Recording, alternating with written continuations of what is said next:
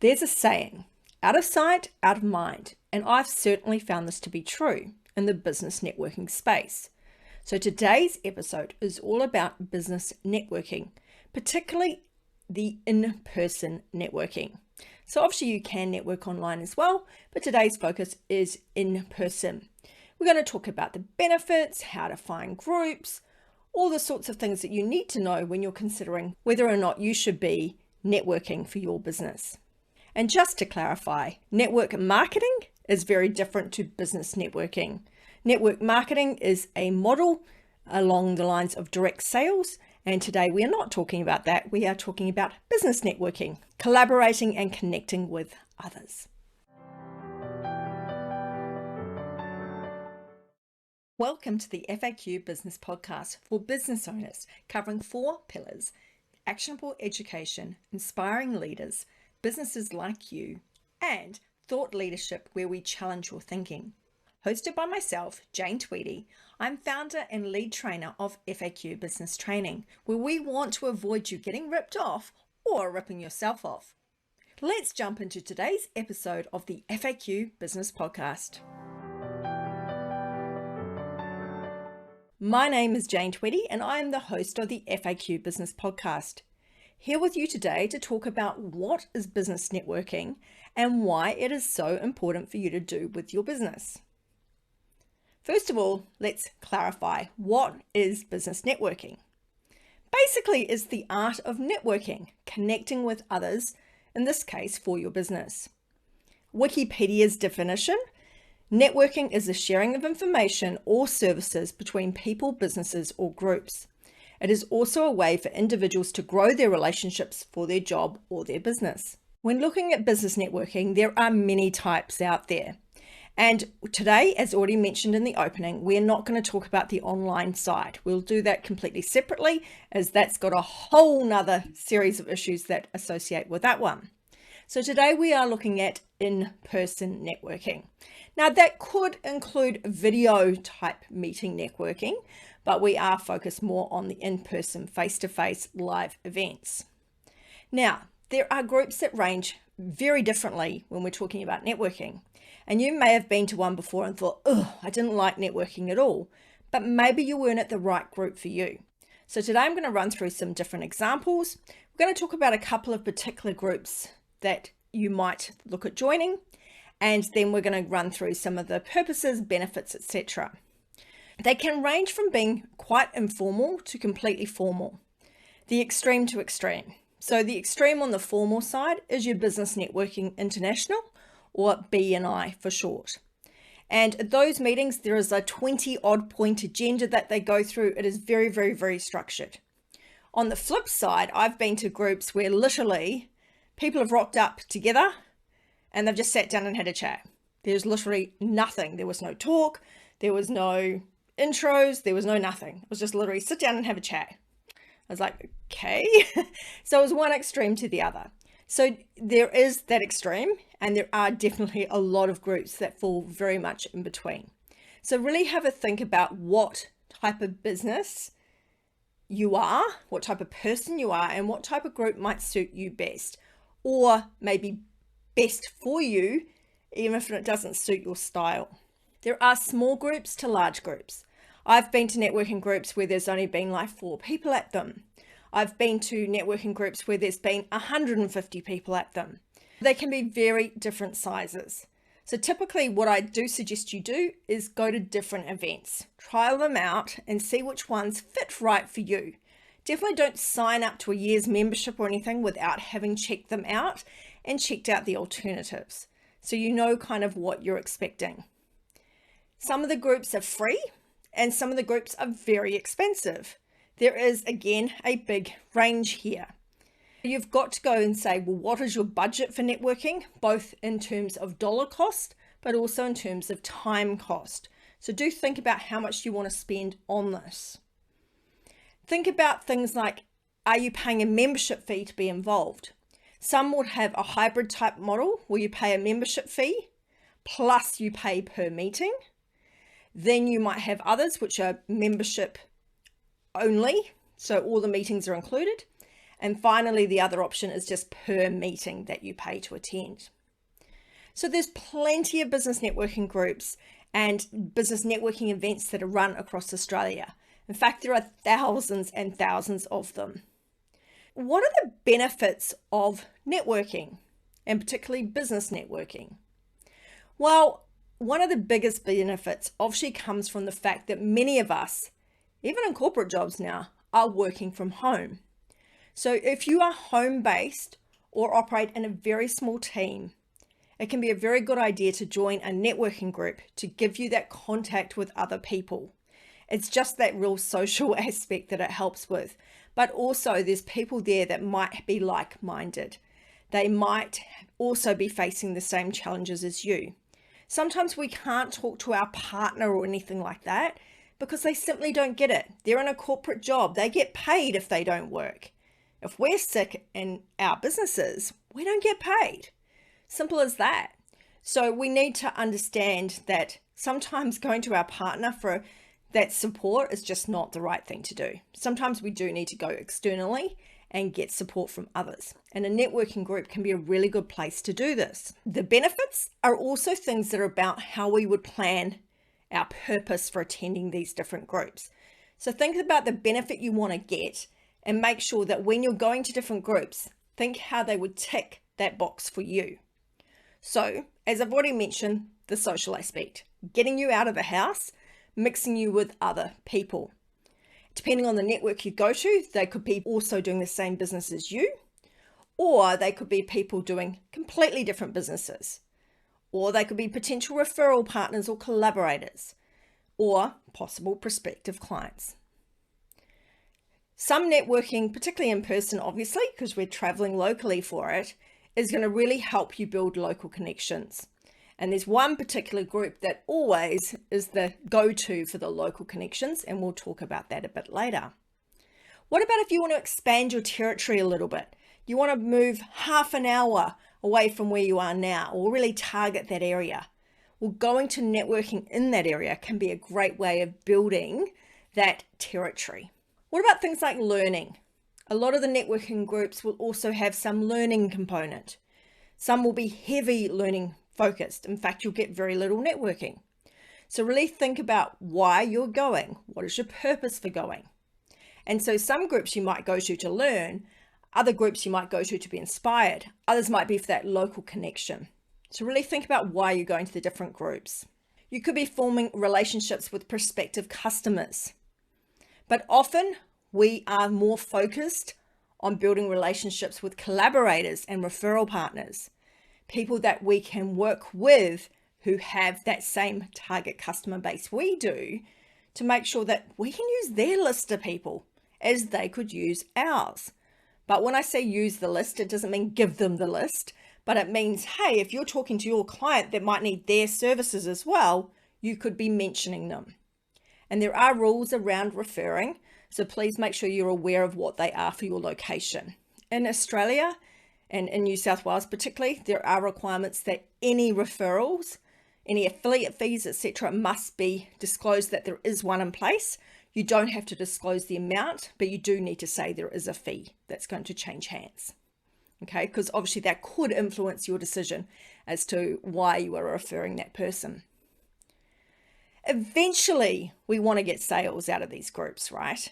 But it is not our primary purpose on day one. You don't go to a networking group and start flicking your business card around. Literally, there was a guy that did this. He literally stood on the other side of a round table and flicked his business cards at people. That is not a good thing to do. In fact, although I still take business cards, I only ever give them out if they're asked for. I don't just willy-nilly give them out. There's just no point. But what I often do is I connect on LinkedIn. And that is something that I make a point to do. So it's that sort of electronic connection. You could also be going to networking to give back. And that can be another very valid point. That's why I do get involved in some groups, because they were very supportive to me when I was starting out. So I like to just stay a member to help those people as well. And it's just a good feel-good factor, really. For any networks that you join and for any purpose that you join, I would consider tracking your return on investment.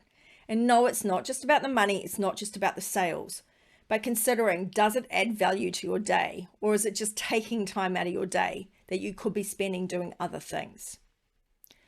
There's many examples of these business networks around, particularly business networking in Australia. So one that is mentioned time and time again, so therefore I am going to talk about it today, is Business Networking International, normally referred to as BNI. So I'm going to specifically mention it and just mention pros and cons of it because it is something that comes up a lot in networking groups. It is known to be quite cult-like, and it can be quite aggressive and pushy in the way that it sells itself to others. And often it can mislead when it's selling. I've seen many times people have posted, come and join me for a free breakfast.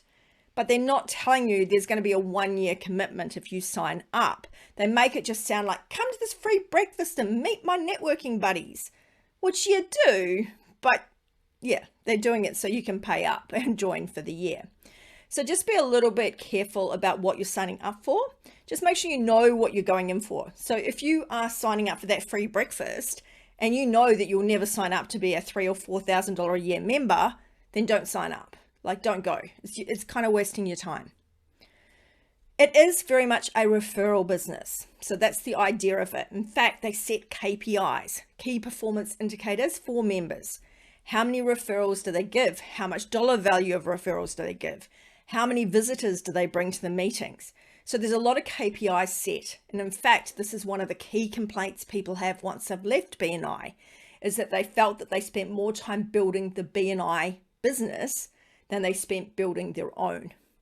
Okay, maybe you could argue, maybe they should be setting better KPIs in their own businesses and making sure that they have got that focus. But I find that some people don't even have KPIs for their businesses, and yet they are operating to KPIs set for BNI. The referral business is operated under the mantra of givers gain, and that's the big mantra that's mentioned in BNI.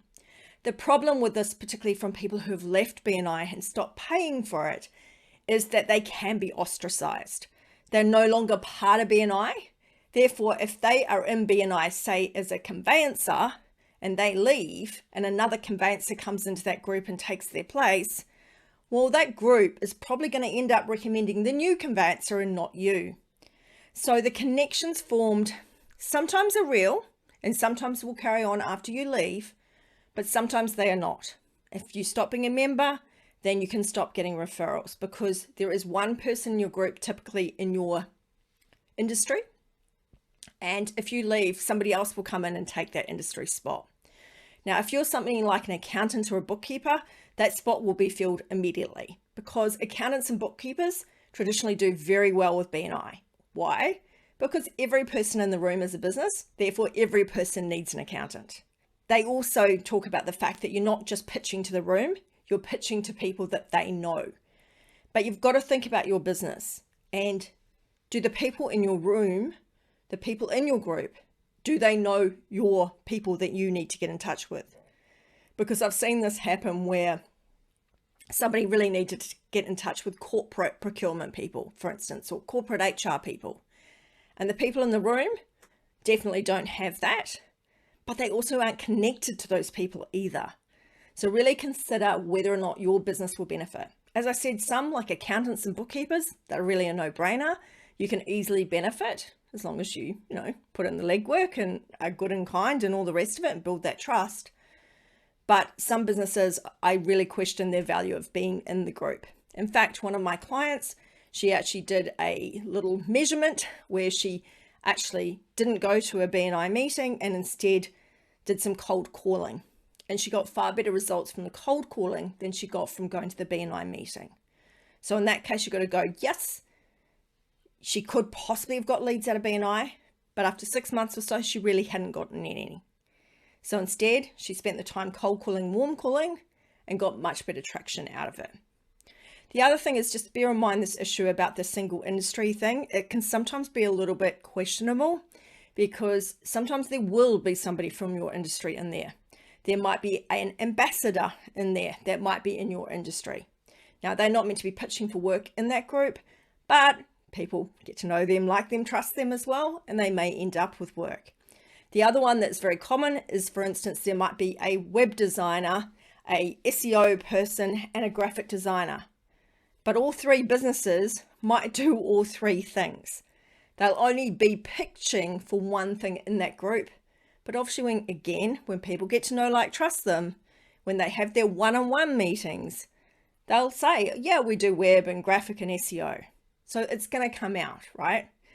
It's like you can look at their website and find that information. So do consider whether BNI is right for you. It is a $3,000 to $4,000 first year commitment. Once you add in the joining fee, the first year of membership, and the regular meeting fee. So do consider that when you are looking at the financial commitment. And as I said, do a bit of a time commitment as well, a return on investment, because you're going to be committing at least half a day a week to BNI to allow for the fact that you need to be going to the meeting, traveling to the meeting. You usually have to conduct at least one-on-one meeting with one of the other people there, one-to-one meeting as they call them. So you've got to allow for that. And there's also things like listening to certain podcasts, and there's other requirements to being a member. They will also often ask you to be on the committee for that particular group. So it is a big commitment. So I don't say it's bad. I don't say it's good. I just say make sure you do your due diligence. Make sure you've considered whether it's right for you before going into it. Another big one is industry associations. We had a whole episode about industry associations, and one of the benefits of being a member is that you do get to go to things like events and conferences. So check out that episode to find out about the industry association ones. Chambers honestly is something I mentioned earlier as being the best place you can go to for local connection, because they really are connected. They're connected into council and actually be an advocate for the local businesses in the area. So they tend to have very good connections across local government, state government, and generally the business people in the area. So I tend to find they're very, very well connected. So definitely think about joining your local chamber if you're really wanting to get known in the area. The other thing I like about chambers is that you get a mixture of businesses, right from the sole trader right up to the multinationals.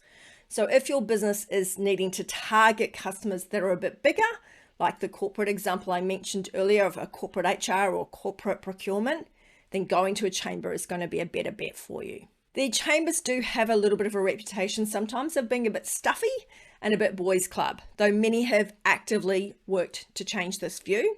So for instance, the Sydney Hills Business Chamber, which I'm a member of, and the Penrith Valley Chamber have really done a lot to change this over the years. So the Hills did this probably a bit longer ago, 5 or so years ago, whereas Penrith did it just pre-COVID. So they are changing and evolving. So if you have checked them out in the past and they weren't for you, like I did with Penrith, for instance, they now are. They've changed their attitude and they're quite different. So definitely check them out. A lot of the chambers now also have these models where they have small groups that meet fortnightly. So all of the ones that I've sort of had dealings with all have these small groups. Penrith, they're their collective. In the Hills, they're their My Board. And in the Parramatta area, there is the energy groups. These are really good for connecting on a board level type thing with other businesses. So a really good way of getting that sharing of ideas and sharing your challenges and your wins with a group of people. And again, they tend to operate like the BNI model in the respect that they have one per industry, but they are not typically hugely referral based. They're more about problem and challenge based. So have a look at those. Then there are plenty, and I mean plenty, of smaller networking groups around.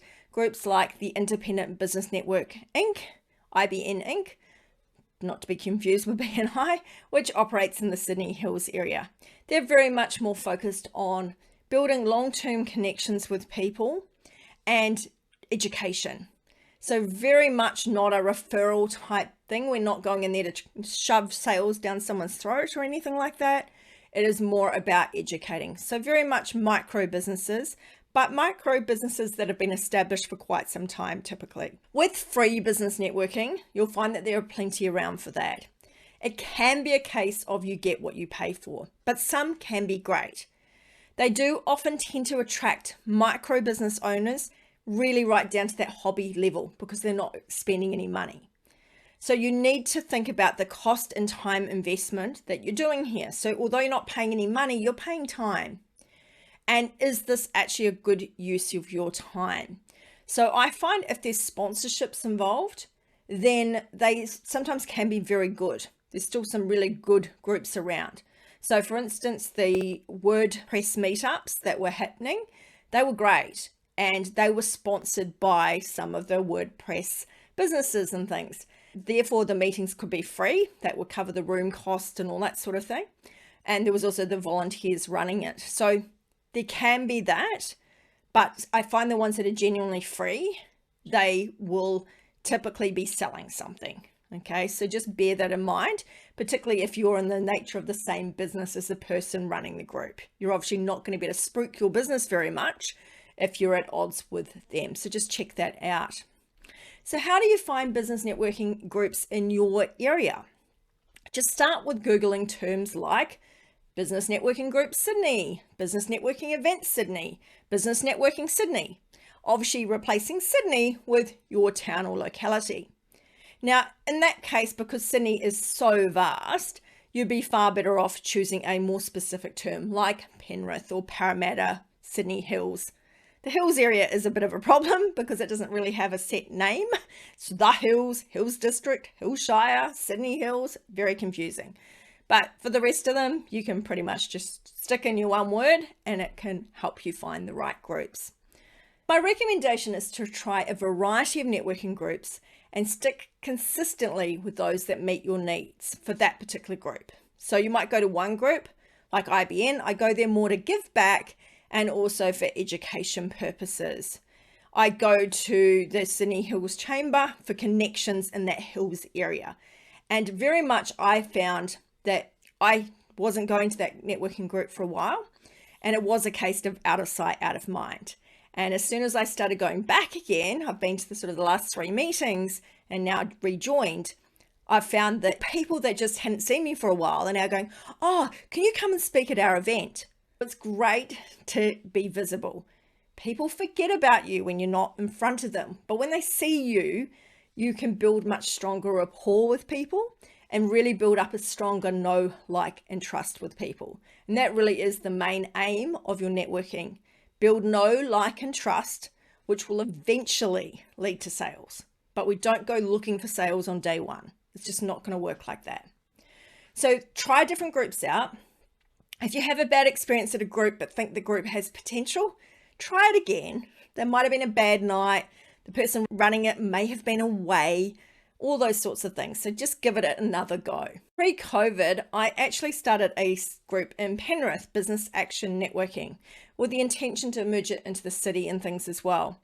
But COVID obviously happened and everything went crazy. Unfortunately, I put that on hold. But my aim of starting that was to go, well, there are certain things that I was getting frustrated about networking. So I didn't find, for instance, that there was many co-ed networking opportunities in the Penrith area at nighttime. So I was like, okay, well, what can I create that will fill that gap? So it is about a case of I looked at what could I stop doing that people don't like, things like high fees and KPIs. What could I continue doing that people liked, forming good connection with people? And what can I start doing? So one of the things I found is that people that were quite introverted or new to networking were feeling a bit isolated at some of the events. So I made it a point to create what I called small talk prompts, little cards that people could have, and it would have a question on it. And that way they could ask these questions and not feel that, oh, I've asked the wrong question or done anything, because they can blame my cards for asking the wrong question. So that was quite a cool little addition, just to make sure that people felt comfortable. Also, I made sure that there was a structured networking exercise during it, and also that there was introductions done. So the intention was if the groups got much bigger, then there would be intros to the table, but that way at least 10 people each time would get to hear what your business is about. And I think that's really important, because sometimes when we go to networking groups, we just don't know who's who in the room. And what I do like, and one thing I also was continuing in that group, which was where the Sydney Hills started it, or sending out the name of the people, the name of the business, and their category or industry. And I found that was a really good idea because it lets you form those connections, check out people ahead of time, and work out who you would like to connect with. Is there someone on that list that really sticks out as a great target, potential referral partner or collaborator for you? So it's great to check them out. One thing I would just like to say that when you do go to networking, please do the 3 F's. Follow up, follow through, and follow back. So follow through is where you say, I'm going to give you something, I'm going to connect you with someone, I'm going to do something for you. So follow through and actually do it. If something was going to happen and it didn't, follow them up. So do a follow-up. But just a little word to the wise, when we are doing a follow-up, don't use the word follow-up. It sounds bad. It sounds negative. It sounds like we're chasing them. You haven't done something. Instead, what you want to do is just not use that word follow-up. And no just wondering or just checking back. None of the word just. Ditch that as well. Rather say to them, hey, we met up last month at this meeting. We were going to catch up for a coffee. Wanting to know if you still wanted to catch up. Or would next Tuesday work for you? Even better. Jump straight into there. Be more proactive. So that's the follow through and follow up. Follow back is when a bit later, maybe 3 months later, after you've met with them, or maybe you didn't meet with them, follow back again, because they may not have had a need to meet with you at that time, or may have been too busy at that time, but now they might be in a better position to have a chat with you. So it's really good to form those ongoing, lasting connections with people that can switch to either an online type connection and catch up through things like LinkedIn, or can stay as that in-person catch up when you're at events. So I tend to try and have this view when I'm at events to catch up with their regulars so that you're really cementing and rebonding those relationships, but also always try and meet a few new people as well, because you never know where that next amazing opportunity is going to come from. So why is business networking so important? It keeps you visible. It keeps you in front of your potential crowd. People tend to build trust with people that they can eyeball, people that they can see. They tend to feel far more likely that they would want to do business with them. You're not some fake behind a screen or behind a phone. You're a real person they can see. It just helps to form stronger connections.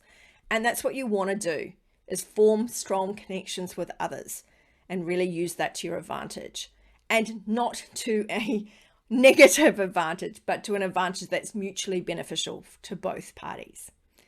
So I hope today's podcast has enlightened you or reminded you why networking is so important. What groups are you going to check out and go visit in the next month or so? So my recommendation is to have at least a couple of groups that you are going to regularly.